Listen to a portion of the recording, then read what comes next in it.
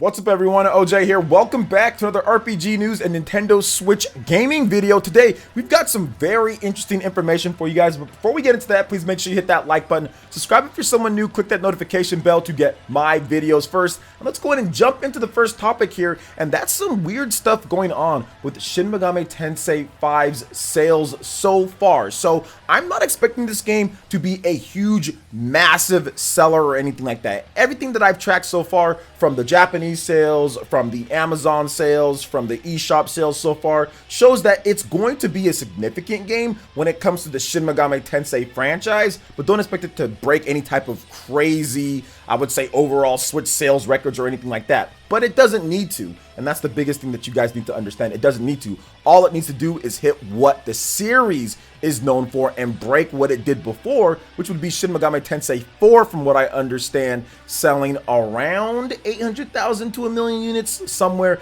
in that range. And based off of the tracking so far, it definitely seems like it could reach that point, and of course, then some. I'm predicting over 1 million units for this game, and not too far from that. I think that the base of SMT fans out there, they go out there and support it very quickly. So let's go ahead and get into some sales numbers and some weird stuff happening right now on Amazon, the sales charts. It's the 6th best selling game, so not bad at all for its release day as well, for a big hardcore RPG out there. Also, the special editions, or the Fall of Man premium editions, are getting scalped to heck and back. I am seeing $222 plus on Amazon right now at this point, and virtual sellouts of that. Now, there are new stock coming in. If you follow Wario64 or CheapED on Twitter, they will have other stock sometimes that you will be able to see. From what I understand, Atlas is working to get more of those premium Fall of Man editions out. Those seem to be extremely popular, but it doesn't seem like there's going to be an abundance of those right away. So if you want to get it, just make sure that you keep yourself peeled out there, because paying $222, that is a $100 markup from the $119 price tag on those. So going to be very interesting to see exactly how much stock they have of those. From what I understand with the COMG pre-order charts and what's going on, that Shin Megami Tensei V is going to have a very good launch in Japan. If you compare it to what happened with SMT 4 in Japan, that game actually did better than what most people would remember back from 2013. It sold 180,000 units, and that was on the Nintendo 3DS, which was a little crusty at this point compared to Nintendo Switch and some of the sales that we have seen. So I would expect SMT 5, with the digital ratios kind of cutting into things, obviously COVID playing a factor here and there, and the stock just in general when it comes to how much Atlas is actually shipping out there, I expect a little bit higher digital ratio than what we saw back then. Actually, probably a lot more higher digital ratio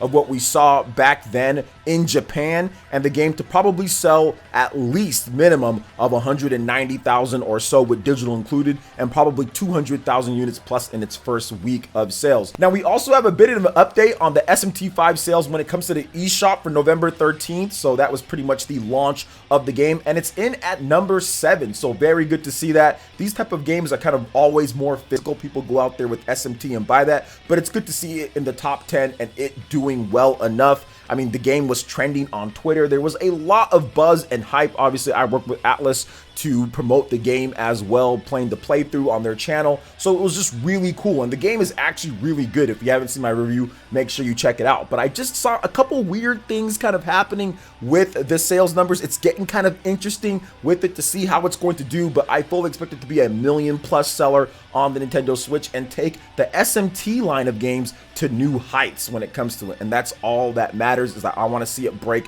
the franchise sales records. Not that it sells more than X game or a Y game, but it does well against itself. And that's what you need to compare it to in order to actually get better and grow. Compare it to yourself in terms of the game, and that would be SMT4, and do better than that first before you think about anything else. So I think that's pretty cool here to see that. So what are your thoughts when it comes to SMT 5 sales so far? Some of the sales tracking, what are you expecting, and are you enjoying the game? Are you playing it? Let me know your thoughts in the comment section below. All right, now moving on to the next topic here. I did discuss this a little bit on my Metroid Dread sales analysis video, and I will have more videos discussing and kind of going more in depth with some of the specifics when it comes to Metroid Dread sales, but I wanted to go over the official numbers from what Nintendo had to say, because I don't think I read them exactly from what Doug Bowser said or the press release, and I also wanted to go into into two topics of contention when it comes to the Nintendo Switch, the state of the system, with the Nintendo Switch Online Plus expansion pack and Doug Bowser addressing that, in addition to the Joy-Con drift issues that's been going on since launch as well. So there are lots of things to cover here. So The Verge had the beat on this, and they actually had an interview with Nintendo on it and what was going on. So I wanted to talk about what Doug Bowser had to say here and get his quotes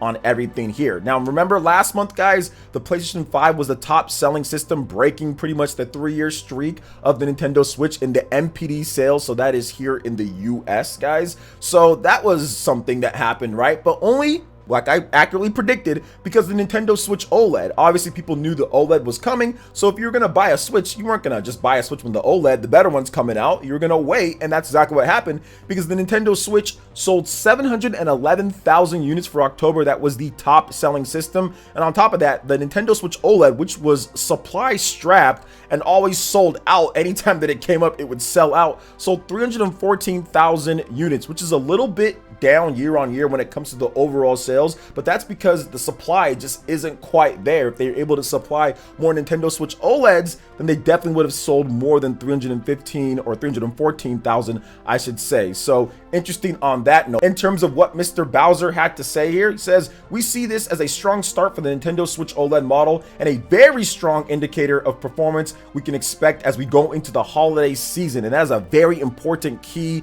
in there. As we go into the holiday season, we're just getting started. We're just warming up. That's essentially what Doug Bowser is saying, which we're going to come back to that in just a bit. So that was Nintendo of America President Doug Bowser. He told The Verge that. Now, Bowser did note that October sales numbers are 3% lower compared to the same time last year. Earlier this month, Nintendo cut its overall sales forecast. It now expects to sell 24 million units globally between April 2021 and March 2022, 1.5 million less than previously forecasted due to the global chip shortage. And Bowser says that he doesn't predict those supply issues changing anytime soon, saying that these challenges have been facing many industries and they've been going on now for quite some time, but we're working to meet demand for our holiday products, including Nintendo Switch OLED model. I will say things are constantly changing, but we've been working across the supply chain from production to overseas transport to local distribution channels to make sure we have a steady flow of hardware and games through the holiday cycle. Now, despite all of our efforts, I'd say there's still a high level of uncertainty.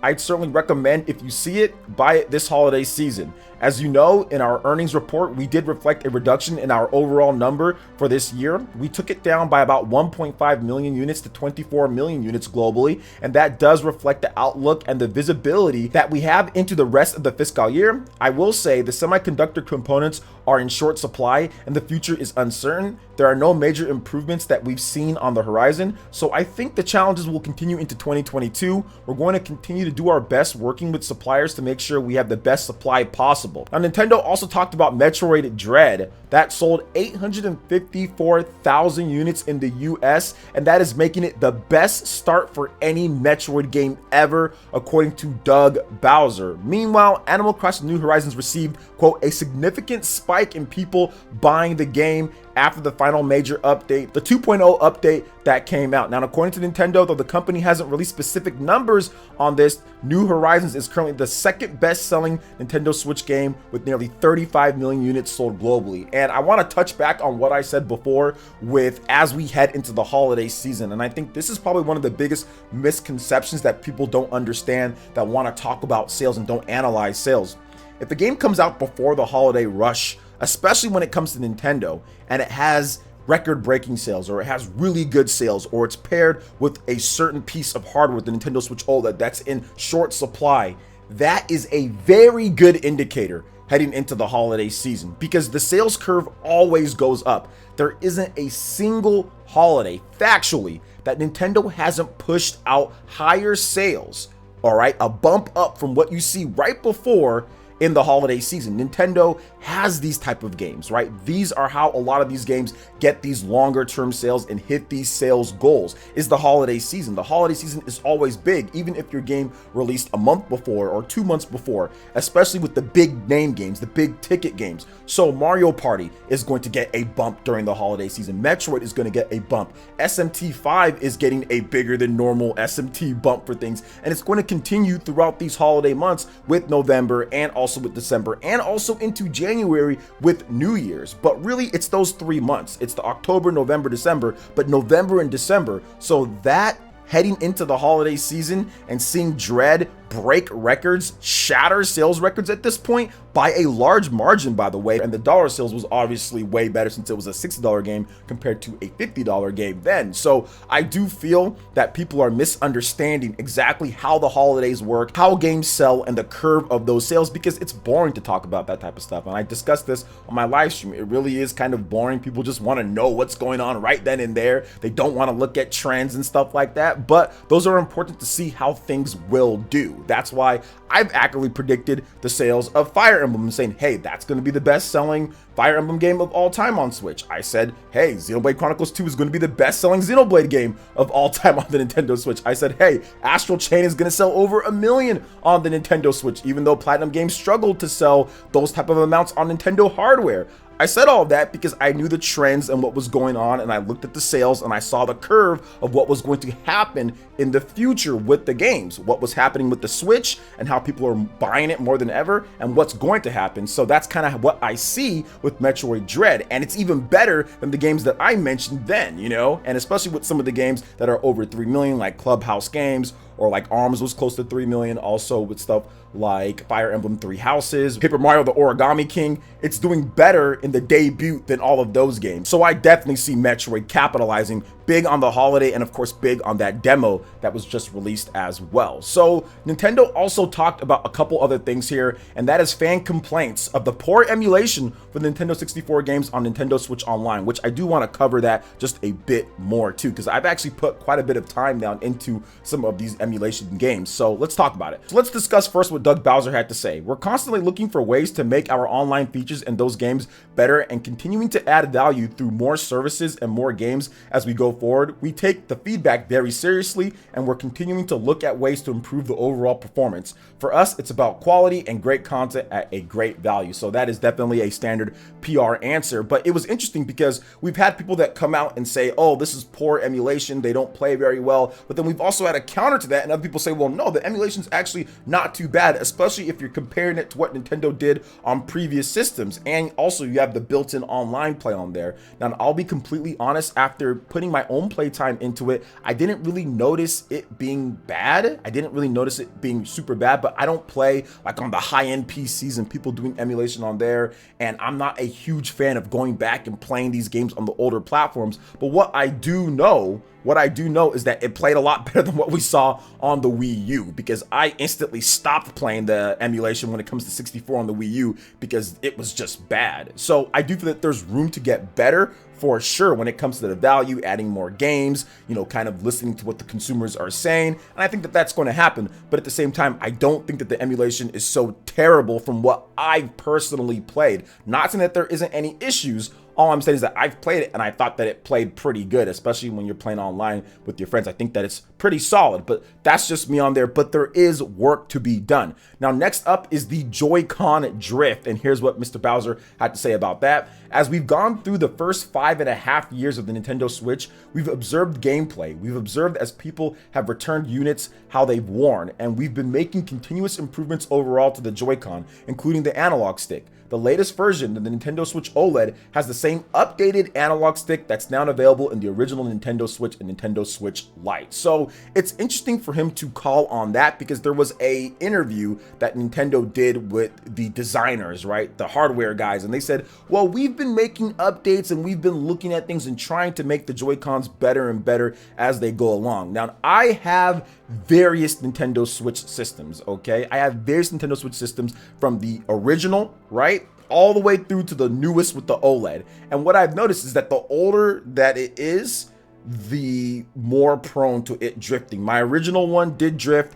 My Super Smash Bros. One drifts a little bit, but it's not as bad. But my Nintendo Switch version 2 hasn't had any drifting, and I've had that for a while. My Switch OLED hasn't had any drifting so far, and I've had that for a while. And my Switch Lite, although those can drift too, that hasn't had any drift as well. So it does seem like there are some changes being done, because I do use all of those different systems, which is weird, but anyway, that's a whole nother thing. So it does seem like there are some changes being done, but they still need to do a better job with it. It still needs to be refined. They still need to keep on doing a better job, and they need to also make sure that they take care of the overseas customers that don't have it as easy as here in the US when it comes to sending in their Joy-Cons and getting them fixed, you know, for free, because I know that there's been some issues overseas. So I still feel that there's work to be done, but I do feel that there are being improvements in things being done to improve the Joy-Con just based on my own Switch systems that I do have. But this was a pretty standard response from Mr. Bowser here, kind of going and playing off of what the Japanese team had to say about everything.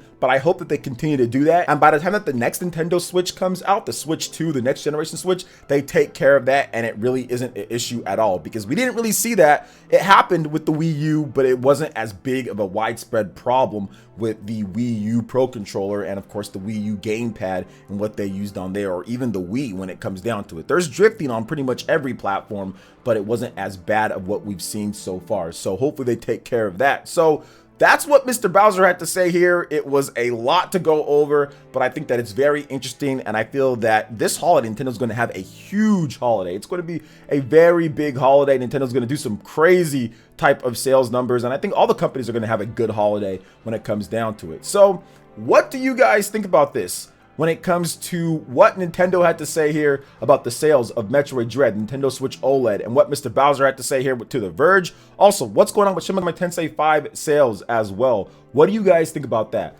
Let me know in the comment section below. All right, guys, that wraps it up for this video here. Thank you so much for watching. I do appreciate it. Please make sure you hit that like button, subscribe if you're someone new, click that notification bell, and we will see you for the next video. Peace.